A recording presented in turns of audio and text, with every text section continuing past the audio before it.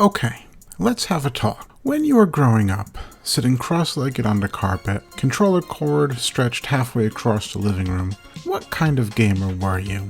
You know we all played games, but we didn't play them the same way, and for the same reasons. Some of us had to find everything. Some of us barely survived to the end, but we made it. Some of us chose to zig when everyone else zagged when it came to their console choices. And some of us, we only cared about one thing: beating that person sitting next to us. Today, we're breaking down 4 classic types of retro gamers, seeing which one you are, and maybe which one you still are today. Fair warning, you might recognize yourself in more than one choice. The first gamer we will shine the spotlight on is the 100% Completionist. This gamer didn't just play the game, they studied it. There would be graph paper maps even before the player's guide came out. If there was a secret room, they found it. If there was a hidden energy tank or a power-up, they already had it mentally marked down. To the Completionist, the game wasn't over when the credits rolled. The game was over when there was nothing left to find. These were the kids who explored every nook and cranny of a map, bombed every suspicious wall, jumped at every ceiling just in case there was something there. And let's be honest, they probably had the Nintendo Power magazines or the Electronic Gaming Monthly, and a strategy guide too on their favorite games. Not to cheat, but to learn. They read the magazines cover to cover, they memorized maps. Some could probably write their own walkthrough from memory. Oh, you missed that room? Yeah, they knew. These gamers thrived in games like Super Mario World, where they can find every special exit, every star road, every colored switch palace. Legend of Zelda? They would burn bushes like a maniac and bomb every wall. Metroid? They would backtrack with purpose just to reach the hidden energy tanks or find the hidden missile cache. Symphony of the Night and Castlevania? Percentage complete mattered. If you're this type of gamer, you didn't just want to win, you wanted closure. This player was voted most likely to find that needle in a haystack. Our next type of gamer is the one that always seems to just make it over that finish line. Now this gamer wasn't trying to be perfect. They were just trying to survive. That final boss was beaten with just 1 bar of life left or 1 second left on the clock. Their hands were sweating through the controller. If the Completionist memorized the maps, this gamer memorized panic. It was a battle of player versus game, and every win felt like a miracle. And when the screen faded out and the credits rolled, they exhaled, passed out, or celebrated like you won the Indy 500. Now, some people would look at this and say, hey, that's basically speedrunning. But others would say, no, they're barely just getting out of it alive. But here's what made them special. These players had unreal instincts. They adapted on the fly, they recovered from their mistakes. Most importantly, they never gave up. And they beat their games when it looked like there was no way they should. Damage boosting? Accidental at first, then it became intentional. These games fought through games like Super Mario Bros. With no saves, no mercy. Mega Man had pixel-perfect jumps under pressure or panic. Battletoads? Forget about it. Emotional damage is included. If this was you growing up, you didn't care how it looked. A win was a win.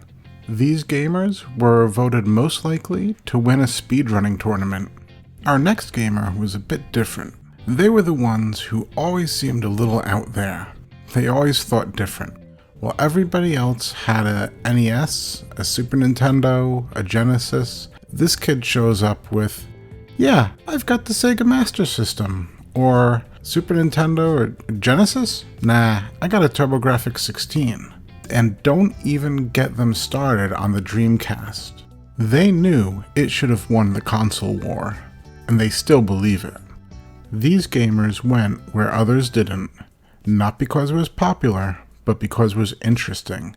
They'd say things like, actually, this console is technically better, or the hardware wasn't the problem, or If third-party support had been there, this would have been a different story. And they weren't wrong. They saw the writing on the wall early. Incredible hardware, but limited developer support, and marketing that didn't land, didn't help things. But instead of ditching it, they embraced it. These gamers became collectors, preservationists, the people who tell you about the hidden gems. These gamers absolutely defended games like Neutopia. Yeah, it's basically Zelda, but it's still great. Alex Kidd, before Sonic came into the spotlight. Bonk's Adventure, that was one crazy caveman. Master of Darkness, it was Castlevania on the Master System. So, if this was you, there's a strong chance you eventually thought someone should really talk about these games online. This type of gamer was voted most likely to start a retro gaming YouTube channel. And finally, let's forget about CPUs. Let's forget about single player. This gamer lived for competition, because beating the computer was fine. It was like practice. But beating your best friend? That is where it's at. Trash talk was mandatory. Bragging rights were sacred. It didn't matter what the genre was, as long as there was a clear winner. Baseball? Absolutely. Football? Let's go a full season. Hockey? Gloves are coming off. Wrestling? Go ahead, pick your legend.